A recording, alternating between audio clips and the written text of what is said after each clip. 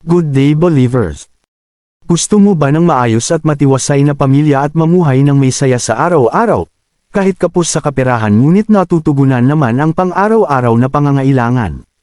Pakinggan mo ito mabuti upang magkaroon ng matiwasay at maayos na pamilya.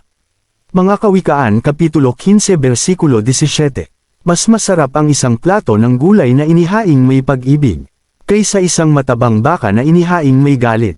Ang Kawikaan ay isang aklat sa Biblia na puno ng matatalinong kasabihan at praktikal na katotohanan tungkol sa buhay, mga relasyon, at espiritualidad.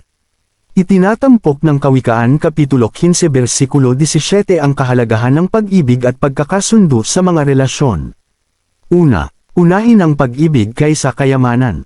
Unang Timoteo Kapitulo 6 Versikulo 10 hanggang 11. Magandang balita Biblia, sapagkat ang pag-ibig sa salapi ay ugat ng lahat ng kasamaan. Dahil sa paghahangad na yumaman, may mga taong nalalayo sa pananampalataya at nasasadlak sa maraming kapigatian. Ngunit ikaw na lingkod ng Diyos, umiwas ka sa mga bagay na ito. Sikapin mong mamuhay ng matuwid, maka-Diyos, may pananampalataya, pag-ibig, pagtitiis at kaamuhan. Itinuturo ng talata na ang pag-ibig at maayos na relasyon ay mas mahalaga kaysa sa material na kayamanan at kasaganaan. Ang isang simple, katamtamang buhay na puno ng pag-ibig ay higit na mabuti kaysa sa isang marangyang buhay na puno ng tunggalian at puot. Pangalawa, kalidad ng relasyon. Kolosas Kapitulo 3 Versikulo 12 hanggang 14. Kaya nga, dahil kayo'y hinirang ng Diyos, minamahal niya at pinili para sa Kanya, dapat kayong maging mahabagin, mabait, mapagpakumbaba, mahinahon, at mapagtiis. Magpasensya kayo sa isa't isa.